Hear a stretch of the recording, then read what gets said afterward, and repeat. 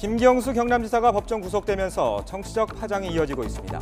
자유한국당은 김 지사가 불법 선거운동의 끝인지 의혹을 밝혀야 한다며 청와대와 여당을 압박했고, 여권은 이번 판결을 사법농단 세력의 보복성 판결로 규정하고 대선 정당성 논란도 일축했습니다.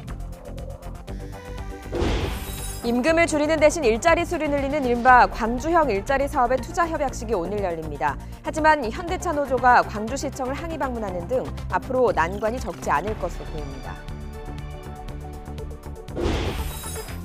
해외 연수 중 가이드를 폭행하는 등 무리를 빚은 예천군의회 의원 3명에 대해 윤리위원회의 제명 결정이 내려졌습니다.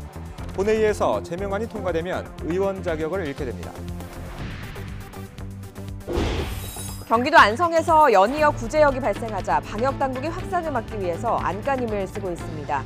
위기 경보 단계를 주의에서 경계로 격상하고 백신을 긴급 투입하는 등 관리를 강화하고 있습니다. 최근 해체된 고등학교 여자 축구부에서 가혹 행위가 있었다는 고소장이 접수돼 경찰이 수사에 나섰습니다. 감독이 선수 눈에 비비탄 총을 쏘고 늦은 밤 안마를 강요했다는 증언이 나왔고, 축구부원들의 쌈짓돈에까지 손을 댔던 것으로 YTN 취재 결과 드러났습니다.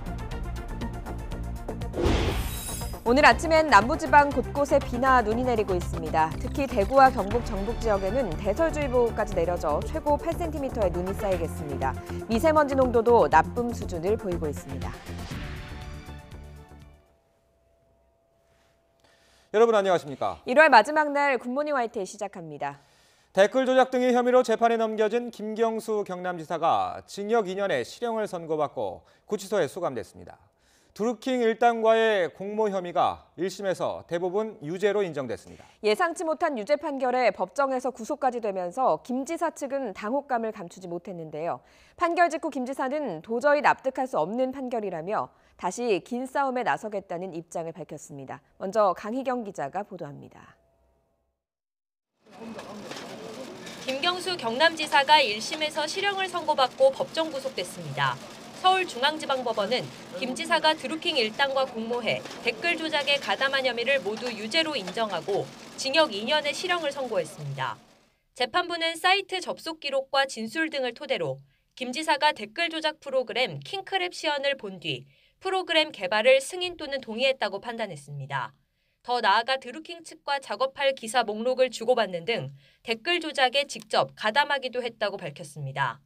또 댓글 조작 대가로 총영사직을 제한한 공직선거법 위반 혐의 역시 유죄로 보고 징역 10개월의 집행유예 2년을 함께 선고했습니다.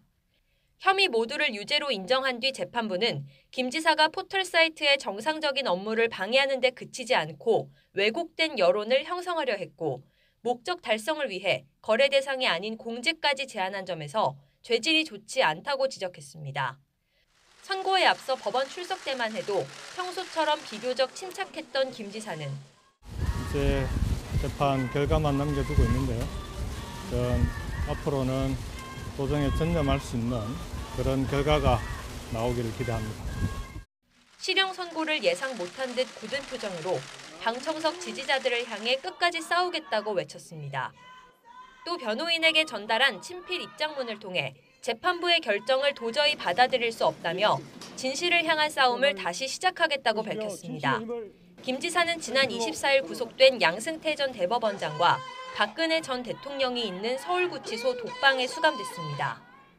상급심에서 1심 판결이 확정되면 김 지사는 지사직을 잃게 됩니다. 앞으로 구치소에서 변호인들을 접견하며 2심 재판에 대비할 것으로 보입니다. YTN 강희경입니다.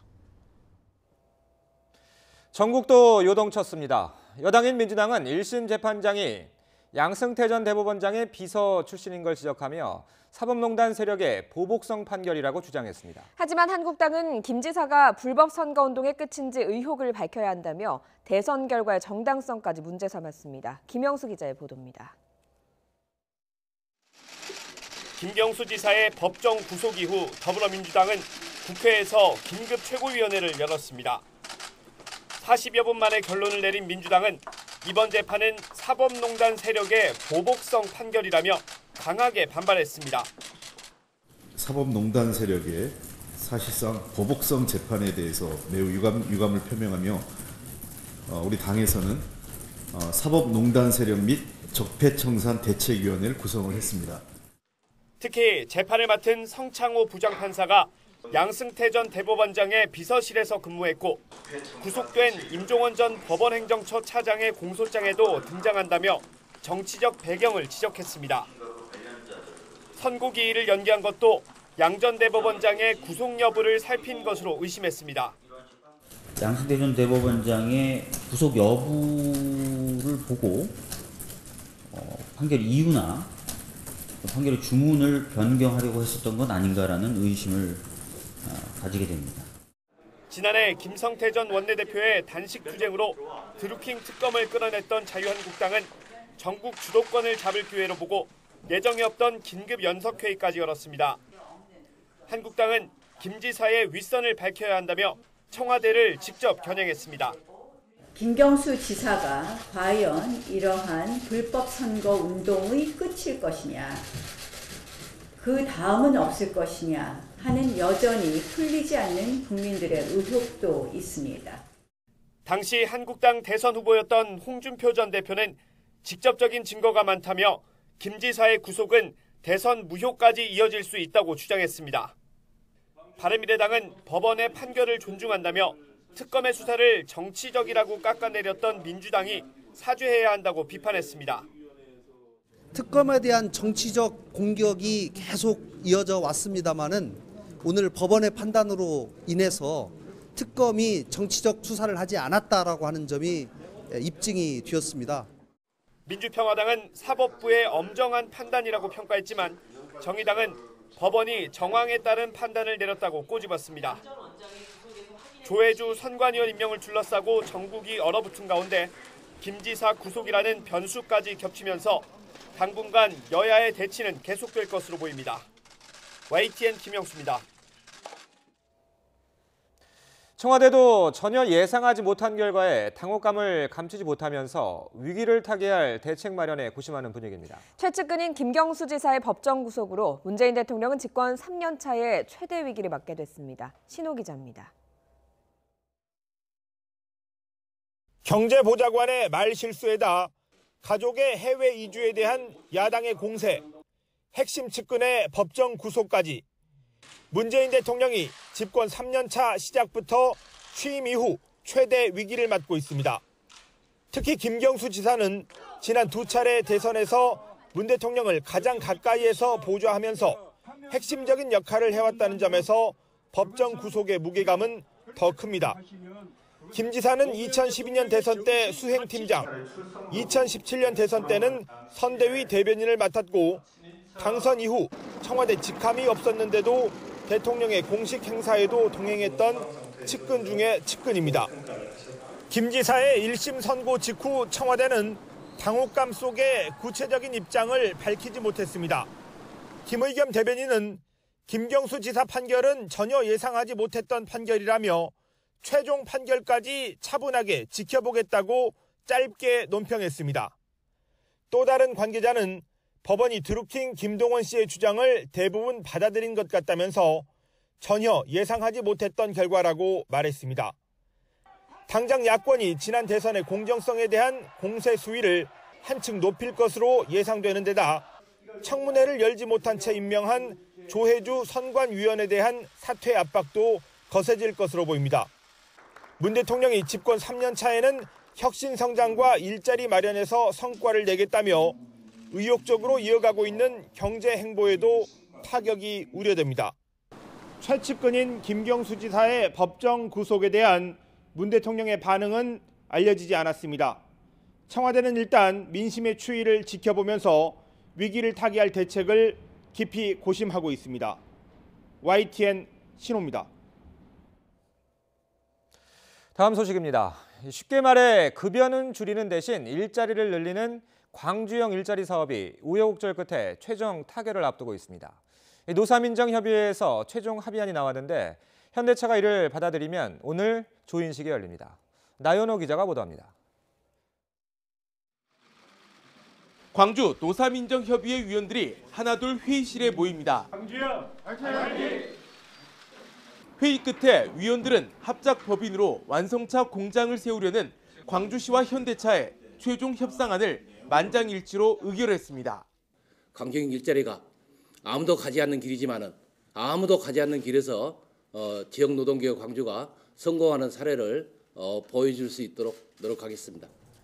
광주형 일자리 사업은 지난해 말 경영이 안정될 때까지 임금과 단체 협상을 유의할 수도 있다는 조항 때문에 막바지에 좌초했습니다. 문제가 된 조항은 법에 따른 노동조합 활동을 할 수 있다는 단서를 넣는 것으로 이견을 좁힌 것으로 알려졌습니다. 지난해 말 협상에서는 자본금 7천억 원으로 법인을 만들고 초봉 3,500만 원 수준과 주 44시간 근무 등 나머지 부분은 합의했습니다. 지역 노동계와 현대자동차를 모두 수용할 수 있는, 그러니까 신설 법인이 조기에 안정되도록 하는 데는 동의를 하면서도 노동 문제에 대해서는 영향을 미치지 않는 합의안을 저희가 만들어서 이로써 임금을 반으로 나눠 일자리를 배로 늘리는 광주형 일자리 사업이 눈앞에 왔습니다. 광주시는 현대차와 최종 협상이 타결되면 투자 협약식을 열 계획입니다. 하지만 현대차 노조가 강하게 반발하며 간부 파업과 투자 협약식 항의 방문을 예고하는 등 적지 않은 후폭풍도 예상되고 있습니다. YTN 나연호입니다. 그러나 민주노총의 최대 산별노조인 금속노조는 광주형 일자리는 자동차 산업의 현실과 흐름을 무시한 과잉 중복 설비 투자라고 비판했습니다. 금속노조는 성명에서 자립할 수 없는 위탁 생산 공장은 지속 가능성이 없고 생산 즉시 재고가 될 차종의 강제 생산은 국가 경제 전체에 부담이 될 것이라고 강조했습니다. 그러면서 자동차 산업에 아무런 대표성도 없는 지역에 한국노총이 저임금과 노조 무력화 조항에 손을 들어준 것은 반노동 행위라고 규정했습니다. 광주형 일자리 협상이 사실상 타결되면서 현대차는 새로운 경형 SUV를 지방자치단체가 운영하는 공장에 위탁 생산하게 됩니다. 하지만 이렇게 지자체와 함께 자동차를 위탁 생산하는 게 처음인데다 노조 반발까지 해결해야 할 과제도 적지 않습니다. 최하영 기자가 보도합니다. 현대자동차는 광주형 일자리를 통해 광주시가 신설하는 독립법인의 2대 주주로 참여합니다. 공장 경영에 직접 개입하진 않지만 주주로서 제품 위탁 생산과 경영진 인선 등에 관여할 전망입니다. 광주 공장에서는 1000cc 미만의 새로운 경형 SUV가 연간 10만 대 규모로 생산됩니다. 앞서 현대차는 수익성을 이유로 지난 2002년 아토스를 끝으로 경차에서 손을 뗐지만 광주형 일자리를 통해 생산 원가를 줄이면서 경차 시장을 공략할 수 있어 투자 참여를 결정했습니다. 하지만 넘어야 할 산도 만만치 않습니다. 당장 현대차 노조가 임금 하향 평준화와 기존 일자리 감소 등을 이유로 반발하고 있습니다. 임단협 유예기관과 노사상생협의회가 주목받는 이유입니다. 여기에 지자체와 위탁 생산하는 건 처음인 만큼 운영 방식이나 의사결정 과정 등 초기 사업 논의 과정에서 난관에 봉착할 수 있습니다. 또 올 상반기부터 현대차 울산 공장에서도 연간 10만 대 규모의 소형 SUV가 생산될 예정인데 그 여파로 광주 공장 경형 SUV가 충분히 팔릴지도 의문입니다. 중복되는 부분들, 시장 경쟁 부분이라든지 전망 이런 것들도 좀 불확실해요. 얼마나 효율적으로 또 시장에 잘 팔릴 수 있는 소형차를 만들어낼 수 있느냐, 그런 게 이제 관건이 결국 되겠죠. 이에 따라 광주 공장이 성공하기 위해선 현대차에만 의존할 게 아니라 스스로 추가 물량 확보에 나서는 등 경쟁력을 키워야 한다는 목소리가 높습니다. YTN 최하영입니다. 네, 오늘 아침은 남부지방과 제주도에 비와 눈이 오고 있습니다. 특히 많은 눈이 오는 대구와 경북, 전북 지역에는 대설주의보까지 내려졌는데요. 이 눈은 오후에 강원 영동 지역으로까지 확대되겠습니다. 또 오늘은 출근길보다 퇴근길이 더 춥습니다. 서울의 낮 기온이 영상 1도로 어제 낮보다 6도가량이 낮겠고요. 찬바람이 불면서 퇴근길에는 기온이 영하권으로 뚝 떨어지겠습니다. 현재 남서쪽에서 다가오는 눈구름대 영향으로 충청 남부와 남부지방, 제주도에 비와 눈이 오고 있습니다. 오후부터는 강원 영동 지역에도 대설특보가 확대되겠는데요. 오늘 강원 영동과 경북, 호남 북부 내륙에는 최고 8cm의 많은 눈이 오겠고요. 호남과 경남, 제주도에는 1에서 5cm, 제주 산간에는 5에서 15cm의 눈이 내려 쌓이겠습니다. 남부지방의 눈은 오늘 늦은 오후에, 강원 영동 지역은 밤에 대부분 그치겠습니다. 오늘 아침 공기도 무척 탁합니다. 오전까지 전국의 초미세먼지 농도 나쁨 수준을 유지하겠고요. 오후부터는 찬바람이 불면서 대기질이 나아지겠습니다. 지금까지 YTN 야외 스튜디오에서 박현실입니다. 해외 연수를 갔다가 무리를 빚은 예천군 의회가 의원 징계안을 확정했습니다. 가이드를 폭행한 박종철 의원 등 의원 3명을 제명하기로 했습니다. 이윤재 기자의 보도입니다.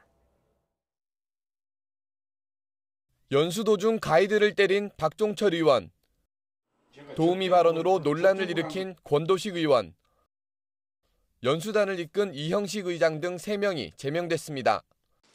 예천군의회 윤리특별위원회의 결정입니다. 박종철 의원 제명, 권도식 의원 제명, 이형식 의원 제명으로 결정되었습니다. 이상입니다. 애초 권 의원과 이 의장은 제명보다 낮은 징계가 내려질 것으로 거론됐습니다. 하지만 전원 사퇴를 외치는 주민들과 여론을 의식해 이런 결정을 내린 것으로 풀이됩니다. 상황이 다르잖아요. 세 분 의원이. 예, 그러니까 다 똑같이 제명으로 징계하신 이유에 대해서 말씀 좀 해주세요. 자, 생략하겠습니다. 예. 징계 당사자들은 기자 질문에 입을 닫고 아무 말도 하지 않았습니다. 어떤 말씀하셨습니까? 지금 소명을 1시간 이상 하셨는데 다른 말씀 안 하셨어요? 잠깐만 계세요. 한 말씀만 짧게 좀 부탁드릴게요. 주민 반응은 여전히 싸늘합니다.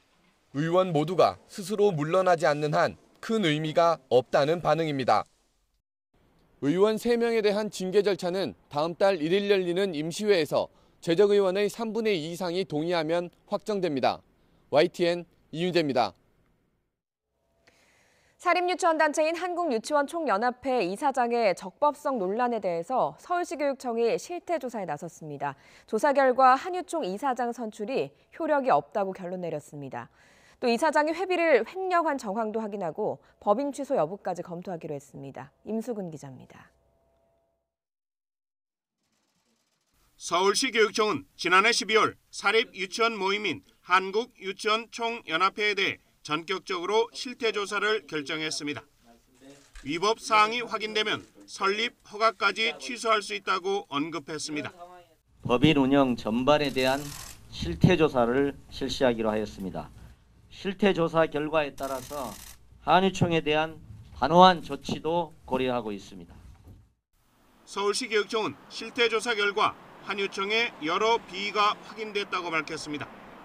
우선 2010년 이후 한유총 정관을 승인한 적이 없는데 2015년 정관을 전면 개정해 법인을 운영해온 사실을 확인했습니다. 지난달 이덕선 이사장 선출 역시 승인받지 않은 임의 정관에 따른 것으로 조사됐습니다. 서울시 교육청은 또 이사 선출은 총회에서 해야 하는데 이사장이 임의로 이사를 지명했고 이들이 정한 대의원들에 의해 이사장이 선출돼 이사회는 물론 이사장의 대표권도 효력이 없다고 밝혔습니다. 그런 만큼 임의 정관을 폐기하고 허가 정관에 따라 이사장을 다시 선출할 것을 요구했습니다. 또 이른바 쪼개기 방식으로 국회의원 후원금을 조직적으로 입금한 정황을 확인하고 정치자금법 위반 혐의 등으로 수사 의뢰하기로 했습니다. 이와 함께 지회 육성비 6,900만 원을 일부 지회장들에게 입금했다가 이사장이 다시 돌려받아 임의로 사용한 것으로 조사됐습니다. 이에 따라 이덕선 이사장 등을 공금 유용과 횡령, 배임 등 혐의로 수사 의뢰하기로 했습니다. 또 한유총 회원인 유치원 원장들은 1인당 한 해 100여만 원 정도인 회비를 학부모가 납부한 교비 회계에서 지출한 것으로 확인됐습니다. 이렇게 원장들이 사적으로 유용한 교육비만 연간 30억 원이 넘는 것으로 추산됐습니다. 서울시 교육청은 수사 결과와 한유총의 시정조치 이행 여부에 따라 법인 설립 취소 여부도 검토할 방침입니다. 이에 대해 한유총은 현행 정관은 대의원 총회를 거친 적법한 것이지만 교육청의 시정 요구를 적극 검토하겠다는 입장을 밝혔습니다. YTN 임수근입니다. 어제 저녁 인천국제공항 근처에서 버스 2대와 승용차가 부딪혀 10여 명이 다쳤습니다. 사건 사고 소식 유충섭 기자가 종합했습니다. 시내버스와 공항버스가 사고 충격으로 심하게 부서졌습니다. 어제 저녁 인천국제공항 인근 도로에서 버스 2대와 승용차 1대가 잇따라 추돌했습니다. 이 사고로 버스 승객 3명이 중상을 입는 등 10여 명이 다쳤습니다. 부상자 12명이 발생한 상황이고 구급차로 12명을 병원으로 이송하였습니다. 사고는 시내버스가 차선을 변경하다 승용차를 들이받은 뒤 갓길에 정차한 것을 뒤따라오던 공항버스가 미처 발견하지 못하고 추돌에 일어났습니다. 경찰은 운전자들과 탑승객을 상대로 정확한 사고 원인을 조사하고 있습니다. 어제 저녁 전북 무주에 있는 조립식 주택에서 불이 나 1시간 만에 꺼졌습니다. 이 불로 주택에 살던 84살 A씨가 다쳤고 집 전체가 타 소방서 추산 2천만 원의 재산 피해가 났습니다. 경기도 하남에서는 식품 공장에서 불이 나 30분 만에 진화됐습니다. 불이 날 당시 직원들이 퇴근해 다친 사람은 없었지만 샌드위치 판으로 된 공장 지붕과 내부 식당 등이 탔습니다. 앞서 어제 오후 강원도 동해시에는 야산에서 불이 나 2시간 30여 분 만에 진화됐습니다. 야산에 있던 중장비에서 시작된 불은 산으로 번져 5,000제곱미터를 태웠고 다행히 인명피해는 없었습니다. YTN 유충섭입니다. 경기도 안성에서 이틀 사이 구제역이 연달아 발생하자 방역당국이 확산을 막기 위해서 안간힘을 쓰고 있습니다. 위기 단계도 주의해서 격상으로 한 단계 끌어올렸습니다. 천상규 기자가 보도합니다. 두 번째 구제역 확진 판정을 받은 경기도 안성시의 한우 농가 입구입니다. 구제역 발생 지역이라는 표지와 함께 출입금지 편말이 붙은 울타리가 쳐졌습니다. 2인 1조의 방역 통제 요원들이 인근을 지나는 차량과 사람들의 출입을 일일이 통제했습니다. 농장을 출입해야 할 차량에 대해서는 입구 도로에 설치된 간이 검역구역에서 바퀴를 비롯한 차체 전체를 소독합니다. 운전자와 조사 요원들도 온몸은 물론 신발 바닥까지 소독해야만 농장 출입이 가능합니다. 구제역 농가 출입 차량 그리고 사람 그 모든 분이 또 나왔을 때 들어갈 때 소독을 하고 주변 농가에 퍼지지 않도록 소독하는 곳입니다. 방역 당국도 가축 방역 심의회를 열어 구제역 위기 단계를 한 단계 상향해 방역 관리를 강화했습니다. 안성시 양성면 소재 한우 농장에서 구제역이 추가로 발생이 되었습니다. 구제역 주의 단계에서 경계 단계로 격상을 하도록 하겠습니다. 이와 함께 광역시도에는 구제역 광역대책본부가 설치 운영됩니다. 방역당국은 인근 지역으로의 확산을 차단하기 위해 단계별 긴급 백신 접종 계획을 세우고 우선 1단계로 안성 시내 소, 돼지 전체에 대해 백신을 긴급 접종했습니다. 2단계로 이천, 용인, 평택 등 인근 6개 시군, 마지막 3단계로 경기 지역 일부와 충청 지역에 대해 긴급 예방접종을 실시하기로 했습니다. 이와 함께 첫 구제역 발생 장소로부터 500m 이내 농장에서 구제역 NSP, 즉 감염 항체가 검출돼 구제역 바이러스의 순환 가능성이 있다고 보고 이 지역의 소, 돼지 등에 대해 예방적 차원에서 처분을 계속하고 있습니다. YTN 천상규입니다. 농림축산식품부는 백신을 접종하지 않거나 소독을 하지 않아서 구제역이 발생한 것으로 최종 확인될 경우 최대 1,000만 원의 과태료를 부과하기로 했습니다. 농림부는 과태료 외에 매몰 처분 보상금도 40% 삭감하는 등 강력한 조치를 취하기로 했습니다.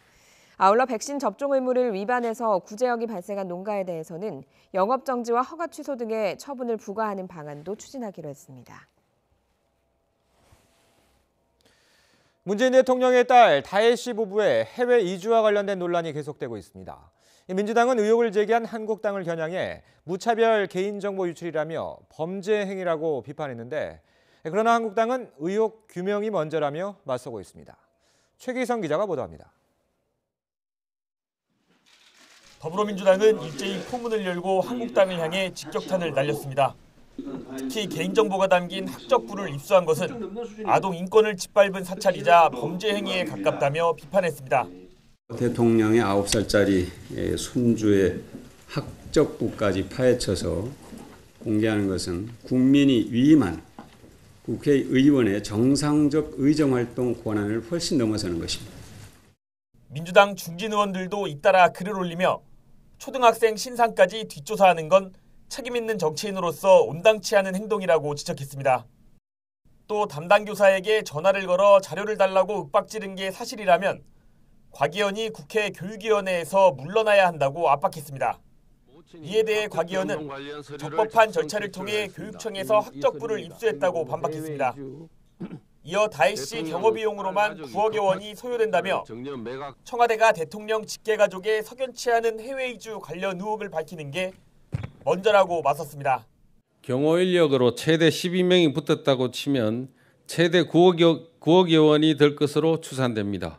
청와대는 제기된 의혹에 대해 성실하게 밝혀야 합니다. 청와대의 대응을 놓고 여야 간 신경전도 이어졌습니다. 감인 반응이 됐을 때는 좀 의혹이 오히려 커질 수가 있기 때문에 청와대가 앞으로는 좀 더 유능하게 좀 적절한 대처를 해주면 좋겠다. 사위, 그 딸, 대통령의 딸도 프라이버시가 있는 거예요. 사생활이 왜 없겠습니까? 모든 가정생활은 다 있습니다.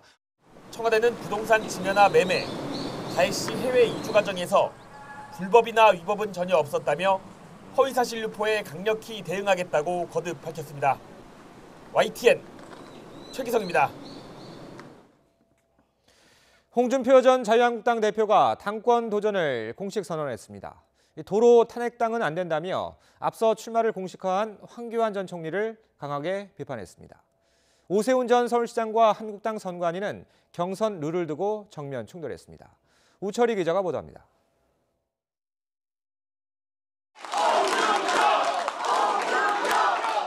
홍준표 전 자유한국당 대표는 당권 재도전의 가장 큰 명분으로 황교안 전 국무총리의 등장을 꼽았습니다.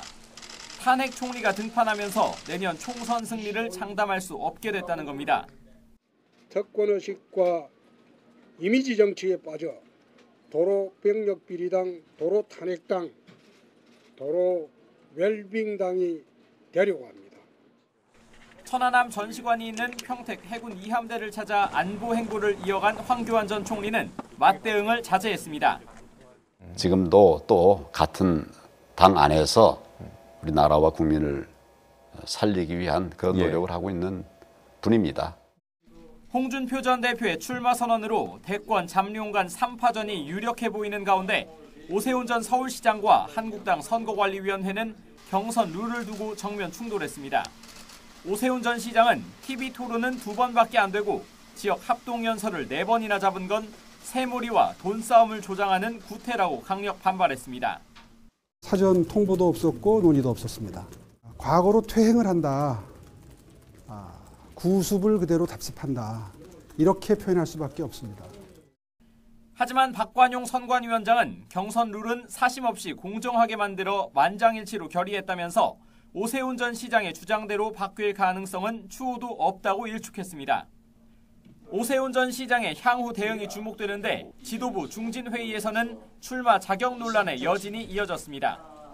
김병준 비대위는 자고우면 할 거 없이 신속하게 취임 절차를 밟아서 여러 사람이 나서서 말도 되지 않은 말로 경강배를 하고 힘으로 몰아가고 다 기록해놓고 책임을 져야 할 것입니다. 또 다른 당권 주자인 정우택 의원은 원외 대권 주자는 안 된다면서 현역 의원 후보들이 단일화를 검토해야 한다고 주장했습니다. 전당대회 대진표가 대부분 윤곽을 드러낸 가운데 출마 자격 논란과 경선 룰에 대한 신경전은 당분간 이어질 것으로 보입니다. YTN 우철입니다.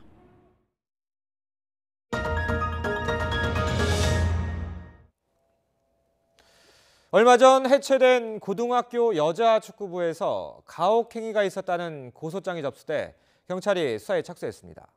감독이 선수 눈을 겨냥해 비비탄 총을 쏘고 늦은 밤엔 안마를 강요했다는 증언까지 나왔습니다. 박광렬 기자의 단독 보도입니다. 여자 축구부 감독이 선수들에게 보낸 모바일 메신저 대화 내용입니다. 1분이라도 답이 늦으면 죽고 싶냐는 폭언이 뒤따릅니다. 계단 청소를 시끄럽게 했다. 운전하는데 메시지를 보냈다는 이유로도 불호령이 떨어집니다. 수시로 생활관 사진을 찍어보내라고 강요하고 부모님조차 마음대로 만날 수 없게 했습니다.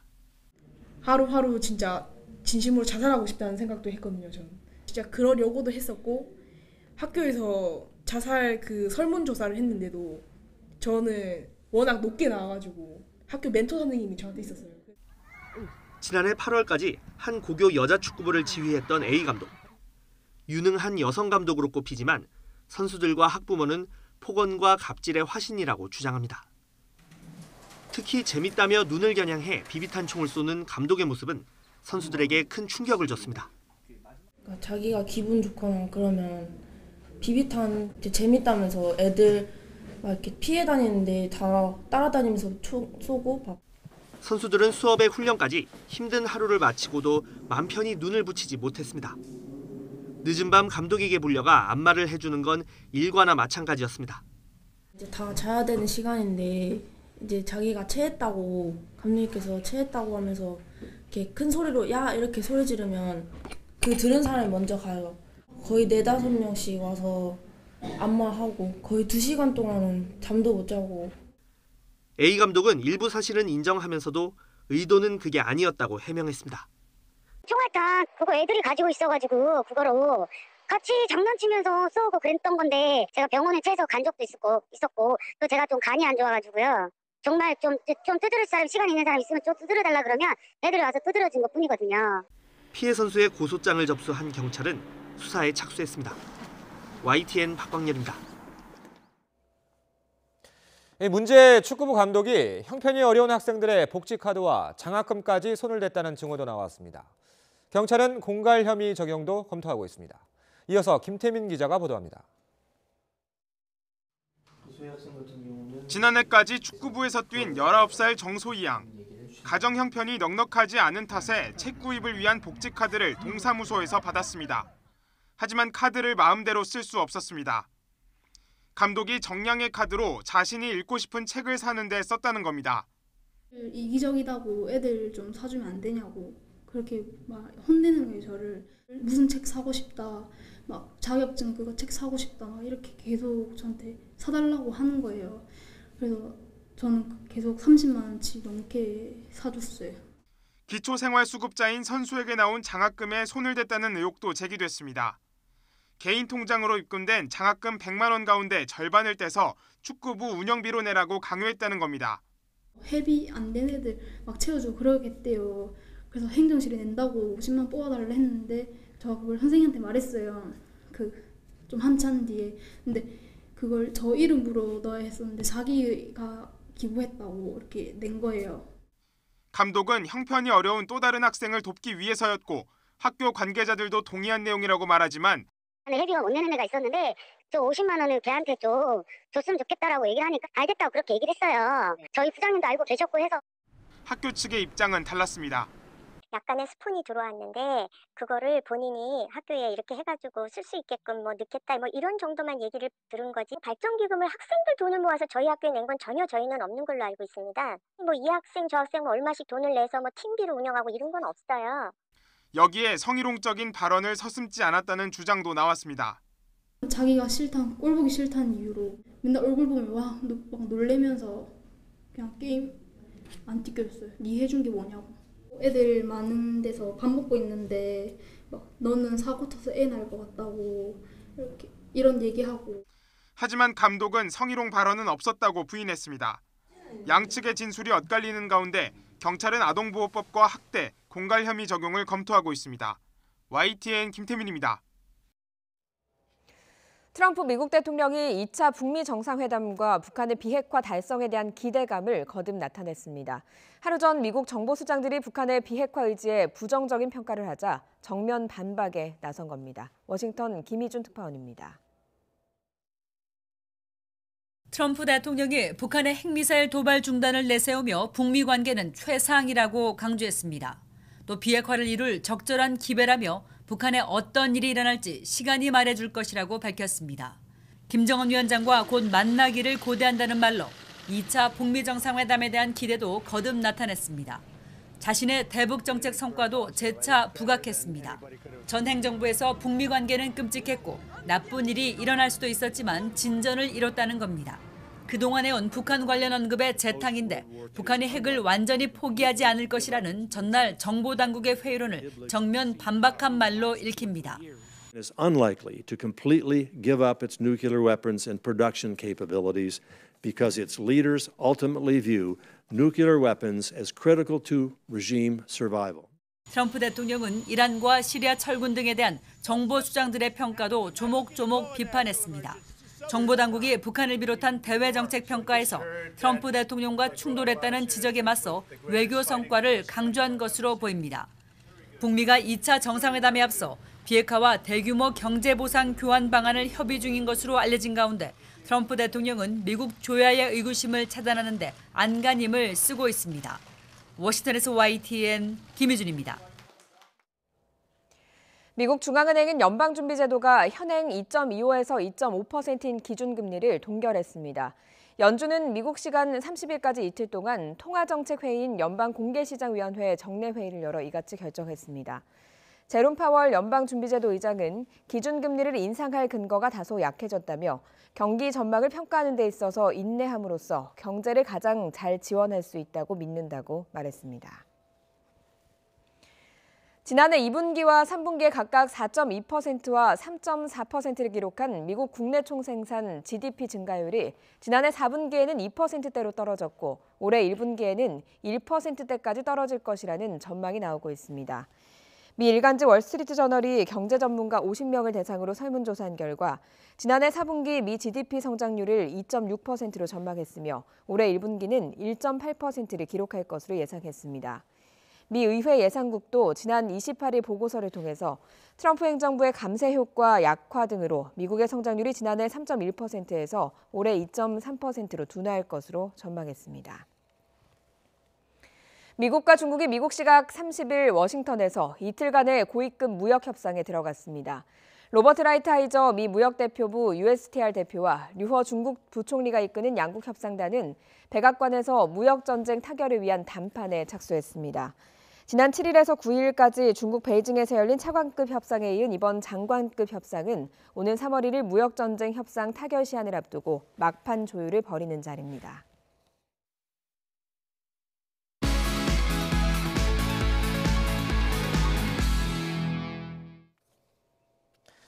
오늘 아침 주요 뉴스입니다. 김경수 지사가 법정 구속되면서 정치적 파장이 이어지고 있습니다.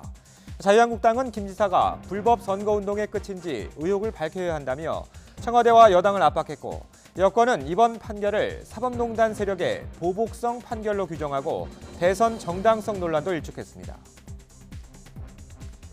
임금을 줄이는 대신 일자리 수를 늘리는 이른바 광주형 일자리 사업의 투자 협약식이 오늘 열립니다. 하지만 현대차 노조가 오늘 광주시청을 항의 방문하는 등 앞으로 난관이 적지 않을 전망입니다. 사립유치원 비리와 관련해 정부와 각을 세웠던 한국유치원 총연합회 한유총에 대해 서울시교육청이 이사장 선출은 효력이 없다고 판단하고 재선출을 요구했습니다.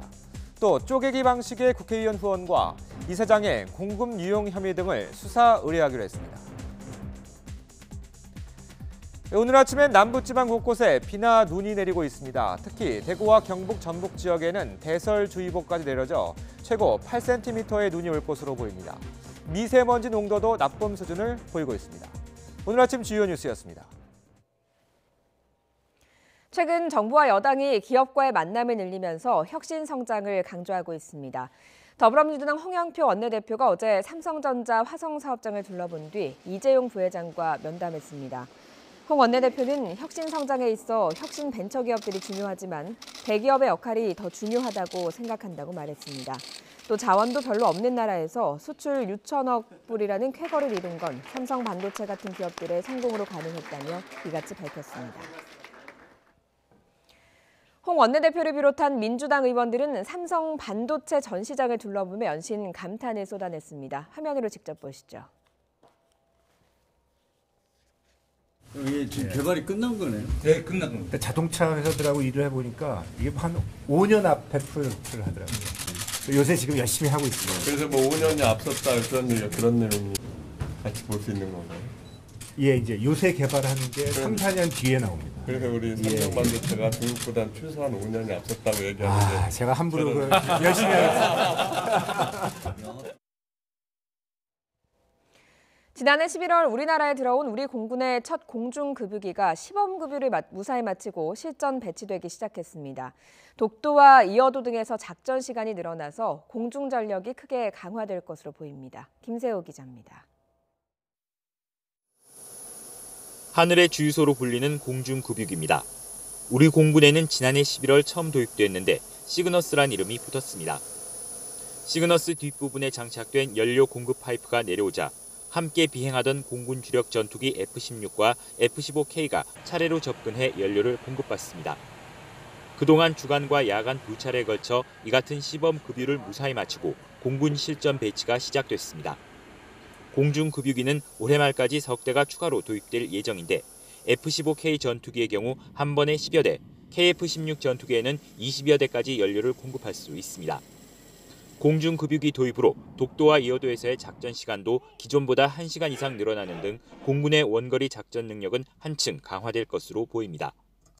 공중급유기는 급변하는 안보 상황 하에서 전방위 위협에 대응하기 위한 우리 군의 역량을 한층 강화시켜 줄 것입니다. 공중작전 반경과 작전 시간이 확대되어 우리 공군은 대한민국 영공방위 임무를 보다 완벽하게 수행하게 될 것입니다. 특히 최대 15,320km까지 날 수 있고 인원 300여 명과 화물 47톤을 실어 나르는 다목적 기능을 갖고 있어 국제 평화 유지 활동과 해외 재난 지원, 재외 국민 구조에도 크게 기여할 것으로 기대됩니다. YTN 김세호입니다. 남북 양측이 오늘 개성 남북공동연락사무소에서 도로협력 관련 실무 접촉을 합니다. 통일부는 이번 접촉은 도로 관련 기술적인 자료들을 서로 교환하는 등 실무적인 차원에서 진행하게 될 것이라고 설명했습니다. 남측에서는 백승근 국토교통부 국장과 신혜성 이무정 통일부 과장 등 3명이, 북측에서는 김기철 국토환경보호성 부처장 등 3명이 참석할 예정입니다.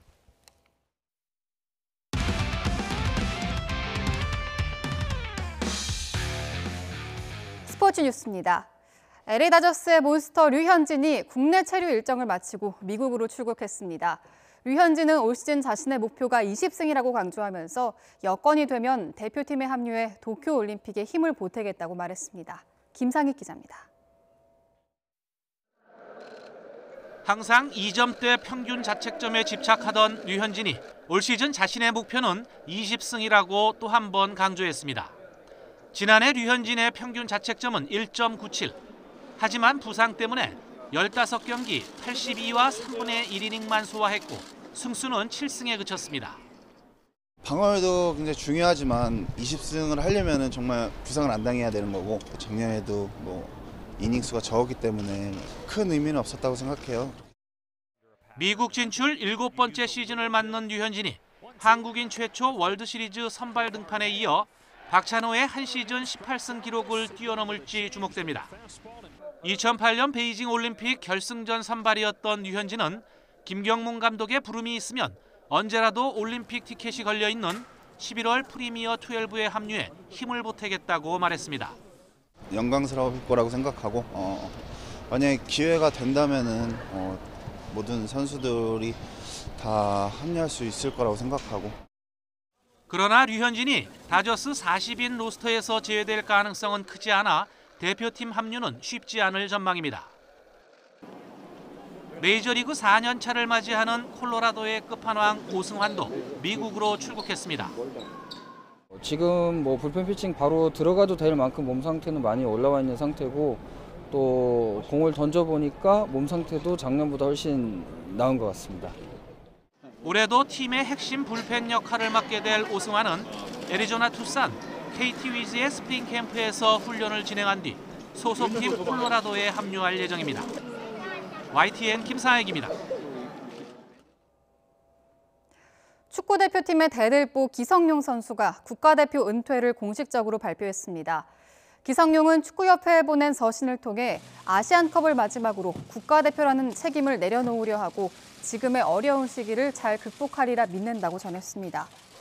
2008년 국가대표 데뷔전을 치른 기성용은 11년 동안 월드컵 3번을 포함해 A매치 110경기에 출전해 10골을 넣었습니다. 2015년부터 지난해 러시아 월드컵까지는 대표팀의 주장을 맡았습니다. 남자 농구를 대표하는 힘의 상징 이승현 선수가 군복무를 마치고 소속팀으로 돌아왔습니다. 선두 현대모비스를 상대로 첫 경기부터 인상적인 활약을 펼쳤습니다. 허재원 기자입니다. 프로농구에서 가장 힘이 좋다는 귀하 선수 라거나를 앞에 두고 이승현이 리바운드를 잡아낸 뒤 그대로 골밑슛으로 연결합니다. 탁월한 힘과 농구 감각, 외곽슛까지 겸비했다는 평가를 받는 이승현의 위력을 보여주는 장면입니다. 군복무를 마치고 프로 무대로 돌아온 이승현의 저녁 신고식은 화끈했습니다. 선발로 출전해 1분여 만에 첫 득점을 올린 이승현은 승부의 분수령이 된 4쿼터 초반 골밑슛에 이은 보너스 자유투까지 성공하며 전세를 뒤집었습니다. 경기 내내 치열한 몸싸움을 펼치는 와중에도 13득점과 함께 8개의 리바운드를 잡아냈습니다. 이승현 효과를 톡톡히 본 오리온은 선두 현대모비스를 꺾고 프로농구 후반기 돌풍의 핵으로 떠올랐습니다. 수비나 꾸준히 일을 해서 좀 팀 승리를 이끌자는 생각이 때문에 그래서 했는데 그래도 좀 좋은 결과가 나온 것 같아서 기분이 좋습니다. 리바운드에서 저희가 10개 팀 중에서 최하위인데 승현이가 이제 그런 부분을 저희가 아픈 부분을 상당히 좀 메꿔주기 때문에 굉장히 큰 힘이 되고 국가대표 슈터 허웅 역시 제대 후 복귀전에서 14득점을 올리는 활약을 펼쳤지만 소속팀 DB는 연장 접전 끝에 아쉽게 졌습니다. 경기 종료 2초를 남기고 터진 포스터의 극적인 동점 석점포로 승부를 연장으로 끌고 갔지만 연장에서 LG 센터 메이스를 막지 못했습니다. 메이스가 34점, 김시래가 28점을 올린 LG는 약 4년 만에 5연승을 달렸습니다. YTN 허재원입니다. 여자 프로배구 최하위 현대건설이 최근 5경기에서 4승 1패의 상승세를 달리며 꼴찌 탈출을 눈앞에 두고 있습니다. 현대건설은 도로공사를 풀세트 접전 끝에 따돌리고 시즌 5승째를 따내며 5위 인삼공사에 승점 1점 차로 따라붙었습니다. 국가대표 양효진이 20점, 신인 정지윤이 19점을 올리며 맹활약을 펼쳤습니다. 기업은행은 인삼공사를 3대 0으로 가볍게 꺾고 2연승과 함께 2위로 올라섰습니다.